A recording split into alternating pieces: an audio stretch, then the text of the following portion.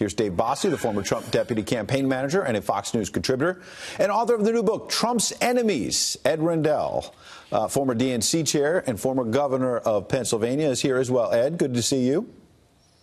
Good to see you. All right, I want to start with you. Seth Moulton, a Democratic lawmaker, just tweeted this in the last couple of moments. He says, Congresswoman Marcia Fudge of Ohio is the kind of new leader that we deserve in this party, and I hope she runs for Speaker.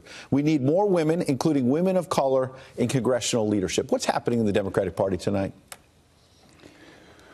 Well, look, Democrats who ran for office were afraid that Nancy Pelosi was an albatross that would be hung around their neck.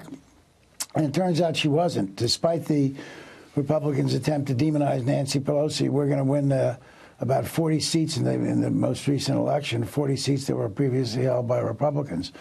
Nancy Pelosi is the reason that most of those Democrats won, because she, by her leadership, and only by her leadership, got the ACA passed without any Republican votes. But Ed, pardon me, if she did such a great job, why are a rising number of Democrats saying, no, we want a new face?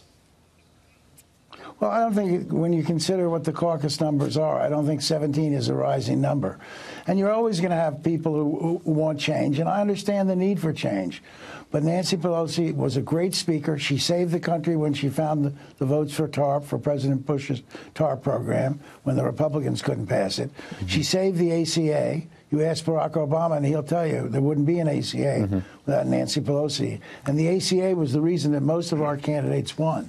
So let me bring in Dave Bossie. Dave, when the president tweeted a couple of days ago that, look, if the Democrats can't get her to 218 the votes to become Speaker, we'll get Republicans to do it. That's because the president wants her to be Speaker, doesn't he?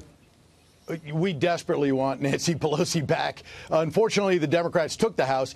We would love to have, I think, see Nancy Pelosi be Speaker, because she represents, and her negatives are so high across this country that it gives us an opportunity once again to juxtapose Democrat policies of open borders, sanctuary cities, destroying ICE, like Kamala Harris just talked about today, again, whether it's tax hikes, you name the liberal policy, they're going to be for it. And with Nancy Pelosi as Speaker, we're going to be able to say what Republicans stand for and really make a great case again for the president's reelect and taking back the House in 2020. Ed, on that question of open borders, I want to play a little bit more of what Kamala Harris said today, and I want to give you a chance to respond. Listen to this. Are you aware that there's a perception that ICE is administering its power in a way that is causing fear and intimidation, particularly among immigrants and specifically among immigrants coming from Mexico and Central America? Are you aware of that perception? I do not see a parallel between the power and the authority that ICE has to do its job.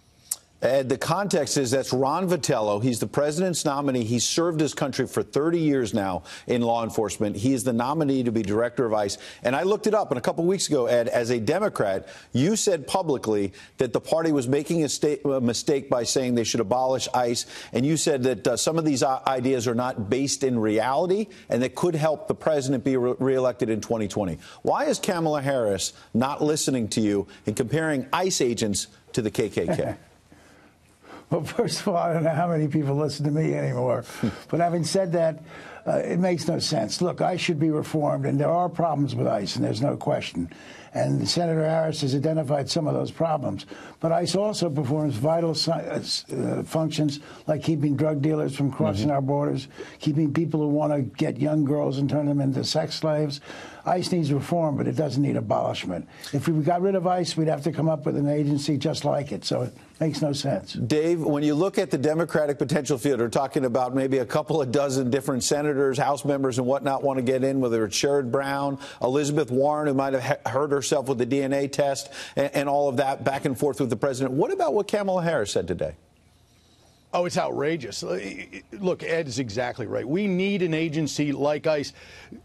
To attack ICE is the equivalent of attacking every law enforcement man or woman across this great country. The men and women who put on the uniform every day and go out there to protect us from the bad guys. And that is what this is about. It's about law and order versus lawlessness. It is about supporting law enforcement against the open borders policies that these people support. So I think we need to support ICE. This president certainly supports ICE, and we need Republicans and Democrats to support ICE. And if Ed thinks there needs to be reforms in it, I think that let's talk about those small things around the edges, but let's not demonize an entire police force. Ed, I've got less than 30 seconds, but let's put together what you had previously said that I noted about ICE and some Democrats saying it should be abolished, the Harris comments today, the talk about 85 different subpoenas. There may be things that Democrats want to investigate that might be fair.